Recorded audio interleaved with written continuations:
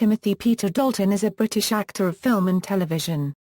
Dalton is known for portraying James Bond in The Living Daylights and Licence to Kill, as well as Rhett Butler in the television miniseries Scarlet, an original sequel to Gone with the Wind. Early life: Dalton was born in Colwyn Bay, Denbighshire, North Wales to an English father, who was a captain in the Special Operations Executive during World War II and had become an advertising executive at the time of his son's birth, and an American mother of Italian and Irish descent.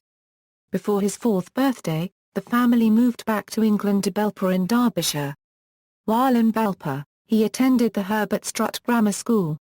As a teenager, he was a member of the Air Training Corps. He decided to become an actor at 16 after seeing a production of Macbeth and got a role in a production of the play at the Old Vic. He left school in 1964 to enroll in the Royal Academy of Dramatic Art and tour with the National Youth Theatre. Dalton did not complete his RADA studies, leaving the Academy in 1966 to join the ensemble of the Birmingham Repertory Theatre. Career: Dalton quickly moved to television, working mainly with BBC and, in 1968, made his film debut as Philip II of France in The Lion in Winter. This was the first of several period dramas, which included a remake of Wuthering Heights in 1970 in which he portrayed Heathcliff. After a few more films, Dalton took a break in 1971 to concentrate on the theatre, performing with the Royal Shakespeare Company and other troupes throughout the world. In 1975, Dalton and Vivian Merchant headed the cast of a revival of Noel Coward's The Vortex. With two notable exceptions, the films Mary, Queen of Scots and Permission to Kill, he remained a theatre actor until 1978. That year he starred in Sextet as the husband of 85-year-old Mae West, hailing his return to cinema and the beginning of his American career. While in the United States, Dalton worked mainly in television, although he starred in several films. During this time, he played Prince Baron in the 1980 cult science fiction classic Flash Gordon and played Mr. Rochester in the 1983 BBC serial of Jane Eyre. Dalton starred alongside Jonathan Pryce in the 1985 film The Doctor and the Devils. He also co-starred with Joan Collins in the miniseries, Sins. Dalton was also replaced in 2 films he had been signed to appear in. Dalton was offered the role of real-life British Prime Minister William Lamb in the film Lady Caroline Lamb. However, the filmmakers replaced him with John Finch at the last moment. Dalton sued for breach of contract and won an out-of-court settlement. In 1985, Dalton was set to play Don Alfonso de la Torre, copyright in Roman Polanski's film Pirates. However, the two men did not get along, so Polanski replaced him with Damian Thomas. James Bond, initial offers: Dalton had been considered for the role of James Bond several times. According to the documentary Inside the Living Daylights, the producers first approached Dalton in 1968 for On Her Majesty's Secret Service, although Dalton himself in this same documentary claims the approach occurred when he was either 24 or 25 and had already done the film Mary, Queen of Scots. Dalton told the producers that he was too young for the role. In a 1987 interview, Dalton said, "Originally I did not want to take over from Sean Connery. He was far too good, he was wonderful. I was about 24 or 25, which is too young. But when you've seen Bond from the beginning, you don't take over from Sean Connery." In either 1979 or 1980, he was approached again, but did not favor the direction the films were taking, nor did he think the producers were seriously looking for a new 007. As he explained, his idea of Bond was different. In a 1979 episode of the television series Charlie's Angels, Dalton played the role of Damien Raff, a millionaire playboy described by David Doyle's character as almost James Bondian. In 1986, Dalton was approached to play Bond after Roger Moore had retired, and Pierce Brosnan could not get out of contractual commitments to the television series Remington Steele.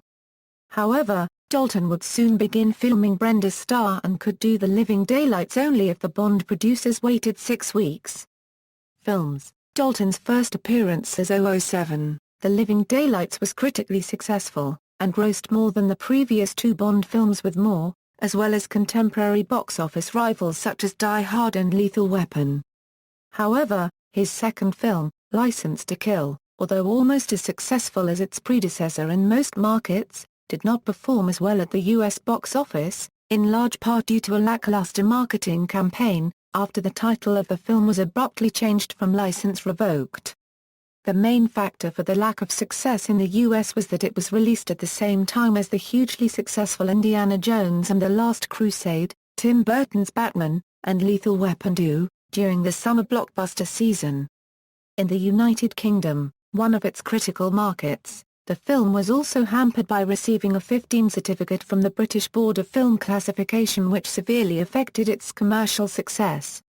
Future Bond films, following the resolution of legal and other issues, were all released between October 31 and mid-December, in order to avoid the risk of a summer failure, as had happened to License to Kill. With a worldwide gross of $191 million, The Living Daylights became the fourth most successful Bond film at the time of its release. In 1998, the second deluxe edition of Bond's soundtracks was released. The Living Daylights was one of the first soundtracks to receive deluxe treatment. The booklet poster of this CD contains MGM's quote about The Living Daylights being the fourth most successful Bond film. Since Dalton was contracted for 3 Bond films, the pre-production of his third film began in 1990, in order to be released in 1991. What was confirmed is that the story would deal with the destruction of a chemical weapons laboratory in Scotland, and the events would take place in London, Tokyo and Hong Kong. However, the film was cancelled due to legal issues between UAMGM and Eon Productions, which lasted for 4 years.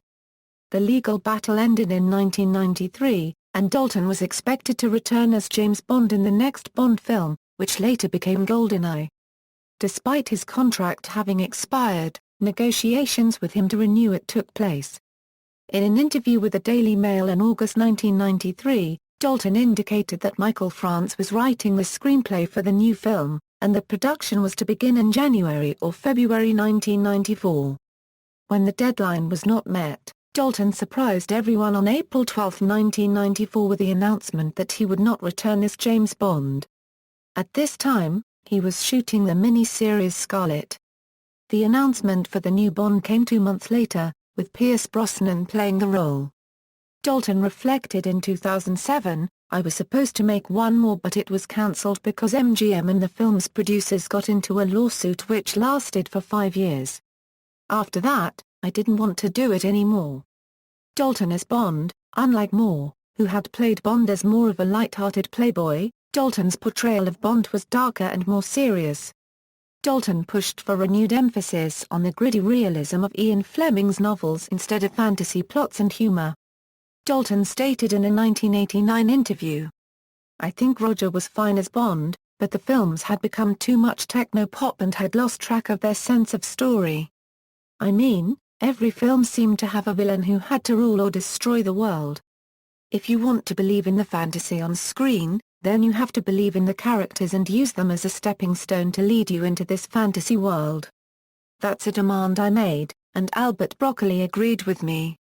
A fan of the literary character, often seen rereading and referencing the novels on set, Dalton determined to approach the role and play truer to the original character described by Fleming. His 007, therefore, came across as a reluctant agent who did not always enjoy the assignments he was given, something seen on screen before, albeit obliquely, only in George Lazenby's On Her Majesty's Secret Service. In The Living Daylights, for example, Bond tells a critical colleague, "Stuff my orders. Tell him what you want. If he fires me, I'll thank him for it." In License to Kill, he resigns from the Secret Service in order to pursue his own agenda of revenge. Stephen J. Rubin writes in the Complete James Bond Movie Encyclopedia, "Unlike Moore, who always seems to be in command, Dalton's Bond sometimes looks like a candidate for the psychiatrist's couch, a burned-out killer who may have just enough energy left for one final mission." That was Fleming's Bond, a man who drank to diminish the poison in his system, the poison of a violent world with impossible demands. Is the suffering Bond. This approach proved to be a double-edged sword. Film critics and fans of Fleming's original novels welcomed a more serious interpretation after more than a decade of Moore's approach. However, Dalton's films were also criticized for their comparative lack of humor. Dalton's serious interpretation was not only in portraying the character, but also in performing most of the stunts of the action scenes himself. Post-Bond career. After his Bond films, Dalton divided his work between stage, television and films, and diversified the characters he played. This helped him eliminate the 007 typecasting that followed him during the previous period.